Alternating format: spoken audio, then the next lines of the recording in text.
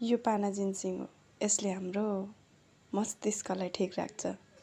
हामी सबै सम्भावनामा कुरा गरिएको छ, किनभने यसको काम त एकदम राम्रो छ, तर मान्छेको स्वभाव कसैको कस्तो हुन्छ, कसैको कस्तो हुन्छ। त्यही भएर जसले नियमको पालना गर्नुहुन्छ उहाँको रिजल्ट बेस्ट नै आउँछ। जसले नियमको पालना गर्नुहुन्न उसको रिजल्ट ढिलो आउन सक्छ है। लापरवाही गर्ने व्यक्तिको रिजल्ट नआउन पनि सक्छ हैन। अहिलेको समयमा सनस्क्रिम नलगाउने कमै छौँ होला। छालाको लागि एकदमै राम्रो छ, तर प्राकृतिक शरीर हो।